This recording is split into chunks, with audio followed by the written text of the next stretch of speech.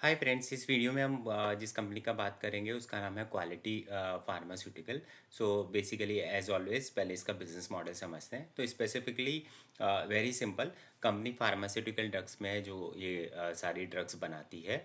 Eight the same time वो CDMO में भी है, तो मतलब जो इनोवेटर्स होते हैं उनके साथ पार्टनरशिप करके सीडीएमओ प्रोजेक्ट पे भी काम करती है। बट मेजरली इनका जो रेवेन्यू आता है वो इनके फार्मास्यूटिकल प्रोडक्ट मैन्युफैक्चर करके और उनको सेल करने से आता है। नाउ सेल के अंदर मैन्युफैक्चरिंग में as pharma you might be knowing कि there are too many certification, US FD होगा, ईयू जीएमपी होगा एंड ऑल दोज थिंग। तो यूएस एफडीए तो नहीं है इनके पास, बट ईयू जीएमपी में इनकी 4-5 साइट है।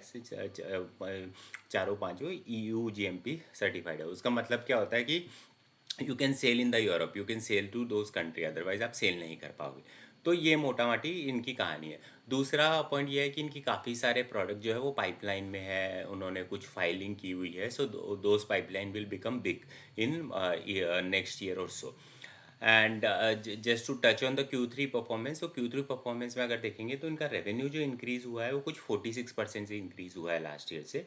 और जो प्रॉफिट इंक्रीज़ हुआ है वो 94% से हुआ है। उसमें मेजरली ऑपरेटिंग लेवरेज आया है, प्लस द प्रोडक्ट मिक्स की वजह से इनका जो एबिटा मार्जिन पहले 21% हुआ करता था पिछले साल सेम Q3 के अंदर, वो अभी 24% हो गया। तो वो एबिटा मार्जिन का काफ़ी अच्छा इनको लीवरेज मिला है।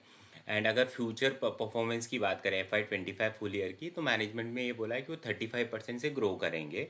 एंड नेक्स्ट ईयर के लिए ऑल्सो FY27 के लिए उन्होंने गाइडेंस दे दी है जिसके according they will be doing revenue of 650 crore and EBITDA margin of 25%। तो उसको अगर नॉर्मली वाई परस्पेक्टिव से कन्वर्ट करूँ तो they are saying they will be growing by 25% in revenue and margin will also increase by 1% के आसपास। सो उस perspective से अगर आप देखेंगे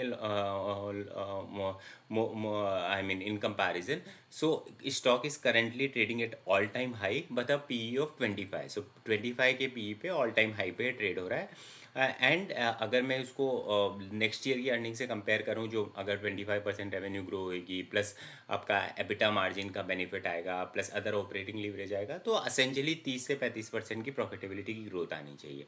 तो उस परस्पेक्टिव से stock who is trading at 25 का multiple with all these levers growth and everything seems to be a decent opportunity. And considering from technical perspective also, if you see अगर कोई स्टॉक ऑल टाइम हाई पे trade करता है with the high very high volume, then again वो positive माना जाता है technical perspective. So net good story, while this is not any buy on sale recommendation. Thank you.